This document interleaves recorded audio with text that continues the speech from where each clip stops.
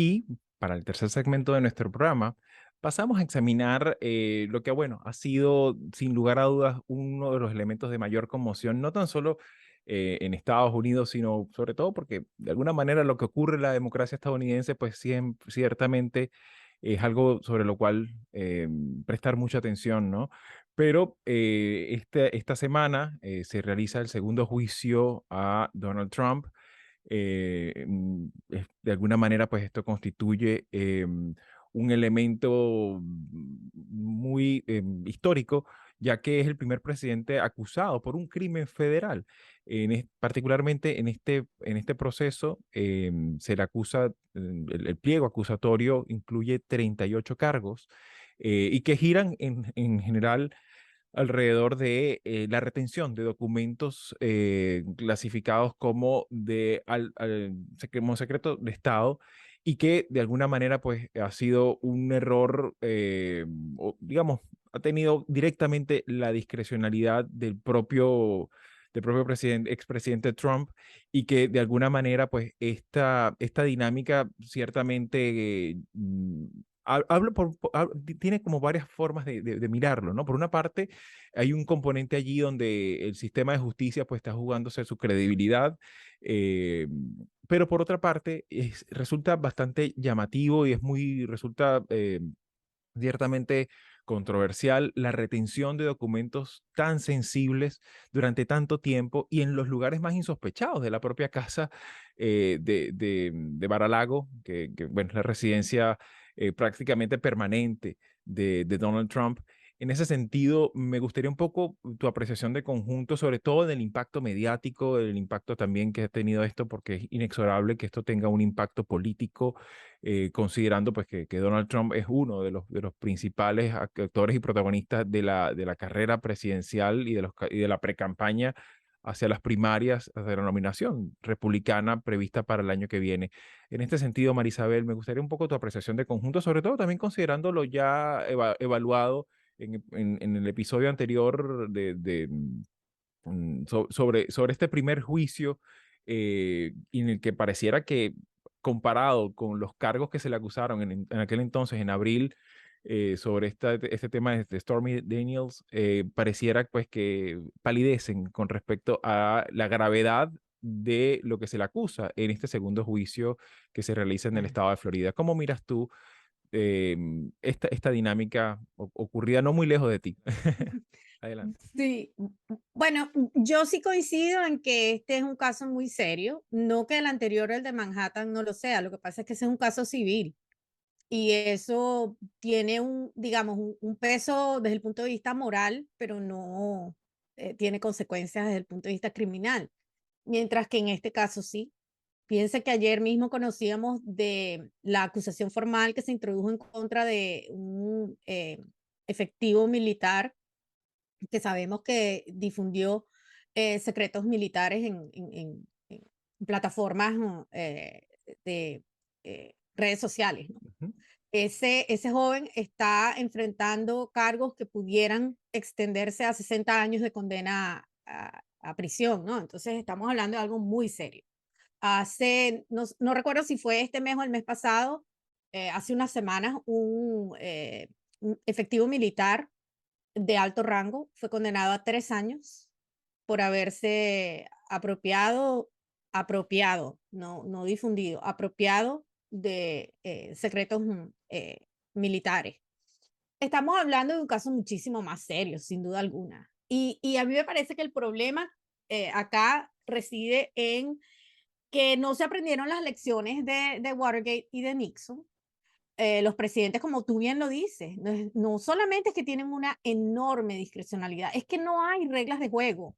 Así como no las hay para la Corte Suprema de Justicia, tampoco las hay para el presidente.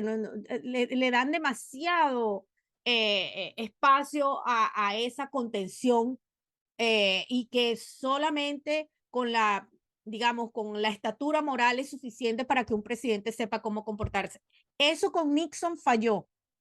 Y en aquella época, ya lo decían los expertos en corrupción política y ética gubernamental, si no se establecen parámetros legales de limitaciones al Ejecutivo, esto va a volver a pasar. Eso fue en el 70 y tanto. Ujú.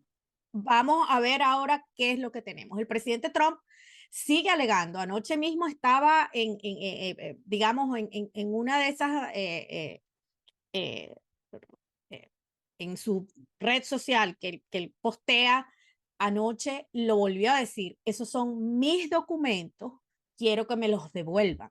Ujú. Él todavía no entiende que no le pertenecen y que esos documentos le pertenecen a la nación. Él está inclinado a insistir, y me imagino que en contra de la asesoría legal de sus abogados, que él tiene derecho a retener esos documentos. Y el problema está en la naturaleza de los documentos que él Claro, retuvo, que, porque que, sí, que cabe destacar que, por ejemplo, son documentos que hablan sobre las capacidades defensivas y armamentísticas de los Estados Unidos y otros países. O sea, estamos hablando incluso de claro, informes que hablan aliados. de las vulnerabilidades estratégicas por lo menos de la OTAN. Estamos hablando Sí, el programa nuclear de Estados Unidos y algunas potenciales vulnerabilidades del sistema que de alguna manera pues representa uno de los sistemas de defensa más costosos del planeta. O sea, estamos hablando de muchas implicaciones y sobre todo claro, la ligereza con la que se maneja. Incluso se habla también de acceso indebido de personas que no tienen nada que ver que no tenían en su momento nada que ver con, digamos, la seguridad estructura nacional. burocrática, exacto, la estructura burocrática del propio gobierno. En ese sentido, hay muchos elementos, por supuesto, que se irán conociendo con el curso con el paso de los días y de la propia Sí. investigación. Sin embargo, me gustaría un poco tu apreciación de conjunto, Manolo, ¿qué significa, no? ¿Cómo podríamos entenderlo, sobre todo eh, para una región latinoamericana que, para lo bueno y para lo malo, Estados Unidos siempre ha sido una referencia en muchas cosas, no tan solo en lo que hacen los presidentes, sino también incluso hasta en sus movimientos, nuestros movimientos sociales muchas veces consiguen inspiración hasta ideológica en lo que ocurre en Estados Unidos. O sea, Estados Unidos Bueno, no nos es Xavi, indiferente nunca, ¿no? Y en ese sentido, pues, me gustaría un poco cómo miras tú como yo creo, hispanoamericano sí, ¿no? esta dinámica.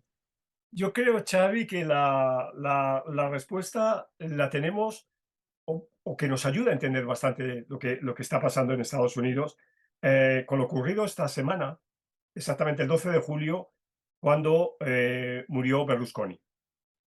Yo creo que hay que verlo con la perspectiva, a lo mejor en este caso transatlántica, de lo que supuso el fenómeno Berlusconi eh, para la política democrática, en este caso de un país importante de la Unión Europea, como es el caso de Italia, cuando Berlusconi, con 58 años, llega al poder en 1994 por primera vez y va a estar dos momentos, 94-95 y luego 2001-2006, y lo que supone Berlusconi y en el comparativo los elementos que encontramos, y luego también diré las diferencias que encontramos con Trump, ¿no? Pensemos el origen, ambos empresarios, ¿no?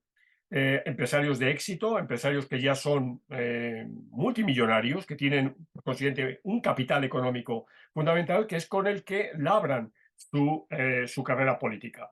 Un estilo, ¿no? Que es el estilo del espectáculo, el show en todo momento, el egotismo, ¿no? La figura por encima de todo, y una vida atrabiliaria, ¿no? La vida bueno, del bunga bunga, recordemos, de Berlusconi, que podría ser equivalente pues a los tratos con prostitutas y demás de Donald Trump. Es decir, una suerte de banalización de la política con el aplauso electoral. Es decir, todo esto, no lo olvidemos, es a través de los procesos electorales. Pero ¿qué diferencias hay? Me temo decir que hay, sobre todo, hay tres diferencias. Una es de la época. Claro, Trump, y lo decía ahora María Isabel, funciona con las redes sociales. Bueno, Berlusconi funcionaba con la televisión. Recordemos que controló indirectamente los tres canales de la RAI, de la televisión pública italiana, y directamente los tres de Mediaset. Ujú. Es decir, el 100% de la televisión terrestre y el 90% de toda la televisión en Italia estaba controlada por Berlusconi en su tiempo. Bueno, Increíble. es decir, este fenómeno me parece que es interesante, pero claro, hoy ya no tiene sentido controlar la televisión, hoy es otro el escenario. Y dos cosas más, ¿no? Bueno, sí, la edad, evidentemente Trump llega en los 70, Berlusconi en la final de sus 50, en los 58 años, y algo que me parece que políticamente hablando es muy importante. Eh, y ahí me gustaría saber vuestra opinión porque estáis en Estados Unidos. O sea, Trump logra la convivencia y logra convencer a un partido como es el Partido Republicano, es decir, un partido centenario, cosa que Berlusconi no lo logra. Berlusconi intenta con el Partido Socialista y falla, y por eso crea Forza Italia. Y Ujú. Forza Italia será su instrumento político, claro, estamos en un régimen parlamentario, etcétera, Claro, pero sin embargo en Estados Unidos es el viejo Partido Republicano que se ve seducido, abducido por este, como he dicho antes, banal, empresario, egocéntrico, etcétera, que es Donald Trump. claro, Ah, claro, y bueno, que y perdón, y una cosa, no olvidemos, Berlusconi fue condenado, salió de la política de alguna manera por una jugada de sus socios de sus socios de gobierno y tal, pero después terminó siendo condenado y fue inhabilitado para la vida política, ¿no? O sea que claro. entonces, esto fue en 2013 cuando la Corte Suprema de Casación en forma definitiva a 4 años de prisión por fraude fiscal. Claro, claro, y en ese sentido, por supuesto, son muchos elementos que son muy valiosos entenderlos, sobre todo en perspectiva comparada, y que precisamente habla un poco de esa misma percepción que desarrolla el líder sobre la función pública, por una parte, pero también con ese tema de manejar los hilos de la cultura del escándalo, ¿no? El escándalo Así como es. forma también de control de las masas, ¿no? Y es una cuestión que es muy llamativo porque ciertamente aquí hay muchos componentes de eso. De hecho, también Marisabel comentaba un aspecto importante anteriormente, que es el tema de esas libertades casi irrestrictas con las que muchas veces los propios presidentes se manejan, el poder ejecutivo en general, porque incluso este tema también no podemos dejar de pasar de lado lo que ocurrió en su momento y las acusaciones que se le hicieron a Hillary Clinton llegado a su momento, también al propio Joe Biden durante su tiempo de vicepresidente hubo un incidente en el que se llevó material también a su casa de Delaware, entre otros aspectos que por supuesto ya te hablan de un poder ejecutivo que muchas veces se siente como que más por encima de la ley, ¿no? Y en ese sentido me gustaría también comentar y recomendar también el libro en el que María Isabel Puerta Riera participó de escándalo y corrupción política entre México, España, México, Estados Unidos, Brasil y España, que examina de forma comparada estas cosas, ¿no? Y cómo, bueno, recordemos también con características diferentes en un régimen, en un sistema político diferente, como el caso Bárcenas en España, ¿no? Y cómo esto también de alguna manera condiciona la dinámica electoral y muchas veces también cómo el debate público se centra en, ay, pobrecito mi líder que está siendo atacado por el Deep State, ¿no? Es algo que resulta muy llamativo y que, claro, sobre lo cual necesariamente vamos a tener que volver en las próximas semanas porque no sabemos realmente cuál pudiera ser el desarrollo, sobre todo considerando el componente electoral. No sé si quisieras dar alguna palabra de cierre, Marisabel, al respecto. Mira, en ese trabajo yo solamente hablo hasta el 6 de enero porque ese fue un trabajo que hicimos el año 6 de pasado. enero de Sin 2020, embargo, ¿no? no, sí, exacto, el 6 de enero del 2020. Es decir, yo me detengo ahí desde el punto de vista cronológico y entonces, por supuesto, mi enfoque es comparándolo con Watergate, pero hay algo. Este no es el caso más delicado.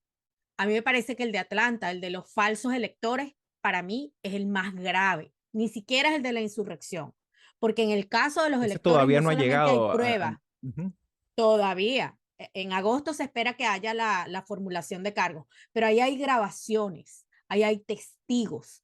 El presidente fue grabado extorsionando. Entonces, este es un problema de, como tú bien dices, la superpresidencia necesita Controles, que claro. que alguien la vigile, la controle y la detenga. Y eso es lo que está planteado, creo yo. Porque como bien dices, tanto Pence como Biden retuvieron quizás inadvertidamente documentos, pero ellos los entregaron. El Claro, problema para Trump es que no solamente se negó a entregarlos, es que mintió claro, y forzó a su abogado a mentir. Y eso es gravísimo en este país. Aquí hubo claro, gente que fue presa por culpa de Nixon. claro, claro. Veamos qué va a pasar. Así Esperemos a es, ver qué así va a que pasar. bueno, mis queridos, se nos ha echado el tiempo encima. Este tema es fascinante, tiene muchísimas aristas. Ni hablar de lo que vendría siendo la especulación ya de cara a la elección, que va a ser una elección bastante competida. Así que bueno, de todas formas vamos a estar atentos allá a lo que vaya desarrollándose. Así que bueno, seguramente sobre estos temas volveremos en Mirada Semanal las Llegaste próximas hasta semanas. aquí, Así te que bueno, interesan los temas que hemos abordado, puedes ayudarnos a seguir publicando estos fragmentos, dándole like, compartiéndolos, comentando y suscribiéndote al canal. El audio de la entrevista completa lo puedes conseguir en la página latinoamerica21.com/podcast y en las principales plataformas de audio. Subimos videos nuevos todas las semanas, así que nos volveremos a ver muy pronto.